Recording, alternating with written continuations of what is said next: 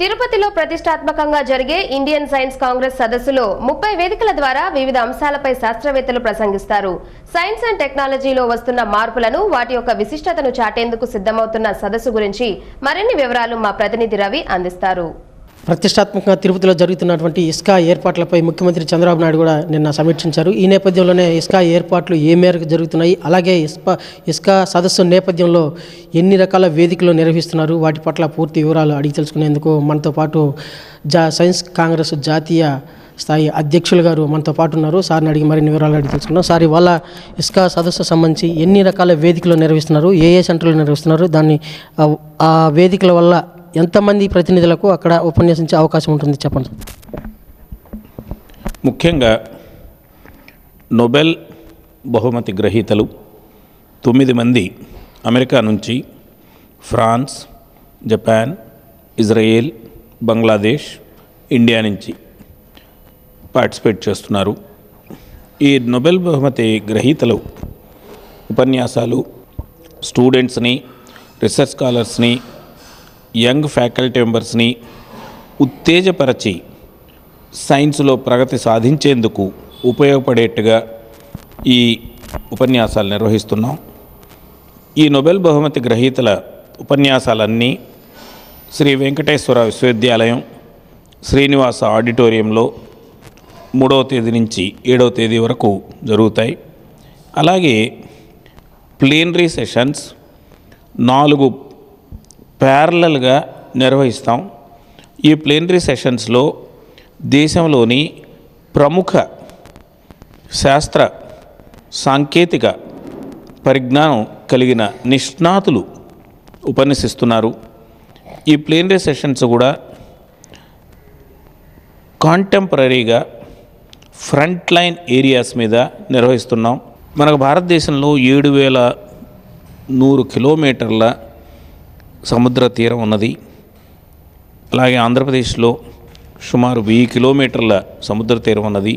ఈ సముద్ర తీరాన్ని బ్లూ ఎకానమీకి ఉపయోగించాలి అనే ఉద్దేశంతో ఈ సదస్సు నిర్వహిస్తున్నాం. ఈ సదస్సును ministry of earth sciences secretary doctor Rajeevan గారు నిర్వహిస్తారు. అంతేకాకుండా ప్రధానమంత్రి సూచన సలహా మేరకు science and technology for north east Indian reason నిర్వహిస్తున్నాం. అట్లాగే science and technology for neighbouring countries. So ఆ విధంగా సమాజానికి అవసరం అభివృద్ధిపరిచే సదస్సుల్ని ప్లీనరీ సెషన్స్గా ఉదయం పూట లంచ్ టైం వరకు 4 ప్యారలల్ సెషన్స్ జరుపుతున్నాం. మధ్యాహ్నం పూట 33 హాల్స్లో ప్యారలల్గా అన్ని శాస్త్ర సాంకేతిక రంగాల్లో సదస్సులు నిర్వహిస్తున్నాం. ఉదాహరణకు agricultural sciences, physical sciences, chemical sciences, veterinary sciences, medical sciences, nano technology, mathematical sciences. ఆ విధంగా 14 సెక్షన్స్ ఉంటాయి. ఒక్కొక్క సెక్షన్లో 2-3 ప్యారలల్స్ కూడా నిర్వహించాల్సిన అవసరం ఉంది.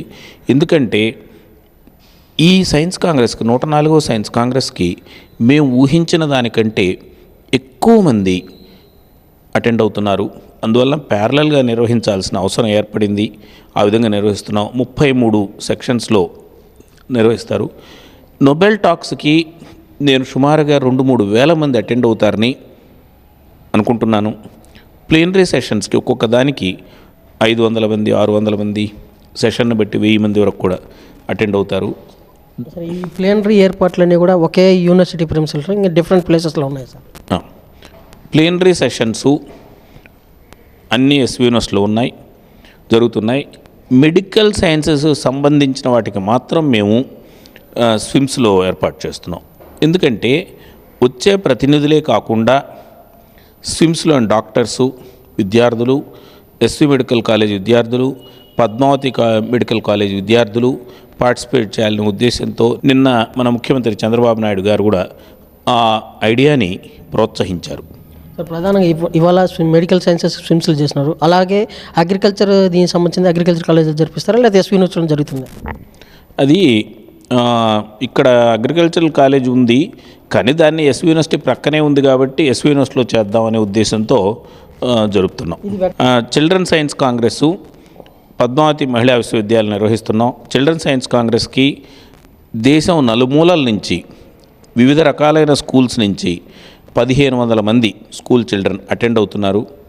అంతేకాకుండా ఈ టెంపుల్ సిటీ తిరుపతిలో స్కూల్ విద్యార్థులకు, కాలేజీ విద్యార్థులకు, తల్లిదండ్రులకు అవగాహన కల్పించాలనే ఉద్దేశంతో 31వ తేదీ ఉదయం ఒక సైన్స్ కాంగ్రెస్ ర్యాలీ నిర్వహిస్తున్నాం. దానికి విజ్ఞాన్ జ్యోతి విశాఖపట్నం నుంచి బయలుదేరి విజయవాడ మీదుగా గుంటూరు, నెల్లూరు మీదుగా 30 సాయంకాలానికి తిరుపతికి చేరుతుంది. 31 ఉదయం 8 గంటలకి పద్మావతి మహిళా విశ్వవిద్యాలయం నుంచి ఆ విజ్ఞాన్ జ్యోతి బయలుదేరి పురవీధుల గుండా అవగాహన కల్పించేందుకు విజ్ఞాన్ జ్యోతిని తీసుకెళ్ళి ఎస్వి యూనివర్సిటీలో దాన్ని ప్రతిష్ఠిస్తాం. సార్, ఈ ఏర్పాట్ల పనులన్నీ ఎప్పటి లోపల పూర్తయిపోతాయి సార్?